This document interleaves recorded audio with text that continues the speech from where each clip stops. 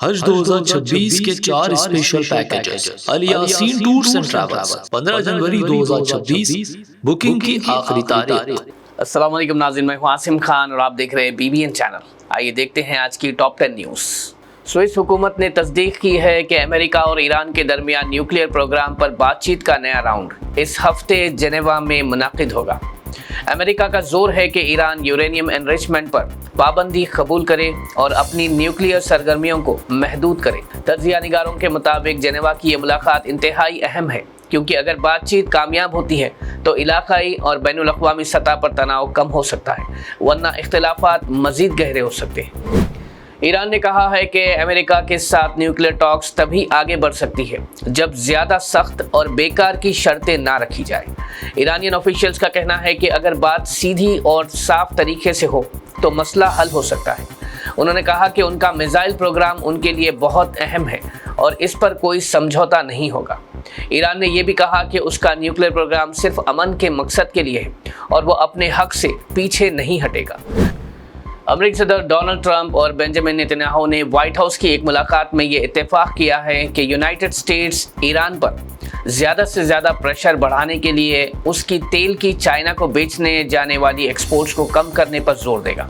Officials کے مطابق China Iran کا سب سے بڑا تیل خریدنے والا ملک ہے، جہاں سے ایران کی 80% سے زیادہ تیل کی سیلز ہوتی ہے، اور اس ٹریڈ کو روکنے سے تہران کی معاشی آمدنی پر زبردست اثر پڑے گا۔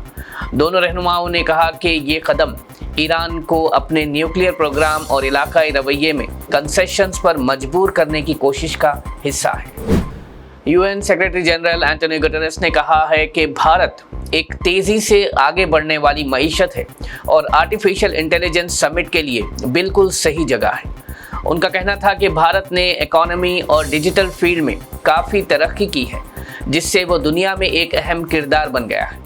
انہوں نے کہا کہ بھارت کا اسٹرانگ ڈیجیٹل سسٹم، بڑی یوتھ پاپولیشن اور ٹیکنالوجی سیکٹر کی گروتھ اسے AI میں لیڈ کرنے کا موقع دیتی ہے۔ ایکسپرٹس کے مطابق UN چیف کا یہ بیان بھارت کی بڑھتی ہوئی گلوبل امپورٹنس کو دکھاتا ہے اور AI پالیسی میں اس کے اسٹرانگ رول کا سگنل دیتا ہے۔ ویسٹ بنگال میں اسپیشل انٹینسیو ریویژن کے تحت ووٹر لسٹ کی ہیئرنگز مکمل ہو گئی ہے اور قریب 5 لاکھ ووٹرز کو فائنل لسٹ سے ہٹانے کے لیے نشاندہی کی گئی ہے، کیونکہ وہ بار بار نوٹس کے باوجود تصدیق کے لیے حاضر نہیں ہوئے۔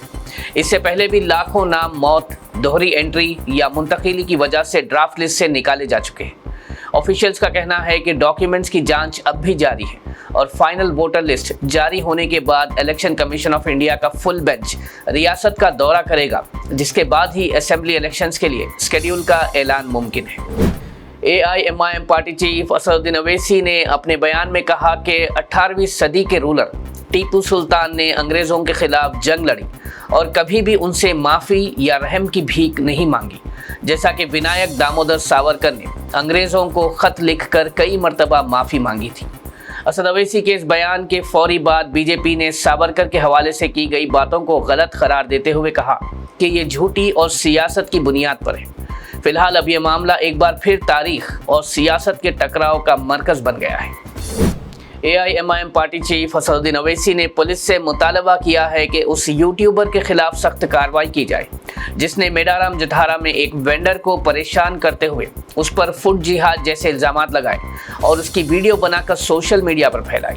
اسد اویسی کا کہنا ہے کہ یہ صرف ویوز اور پیسہ کمانے کے لیے عام لوگوں کی عزت اور روزی روٹی کو نشانہ بنایا جا رہا ہے، جو بالکل قبول نہیں کیا جا سکتا۔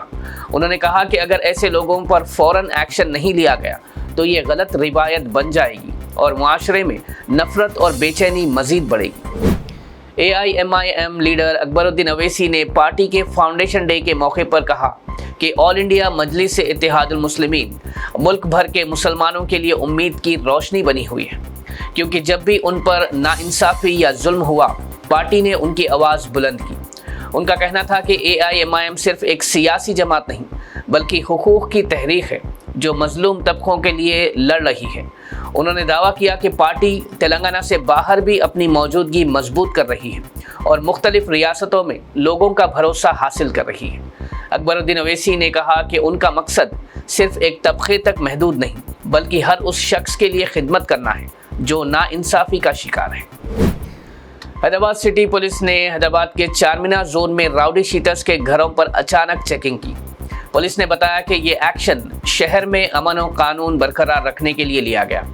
रिपोर्ट्स के मुताबिक 90 से ज्यादा घरों पर तलाशी ली गई, जिसमें 300 के करीब पुलिस जवानों ने हिस्सा लिया।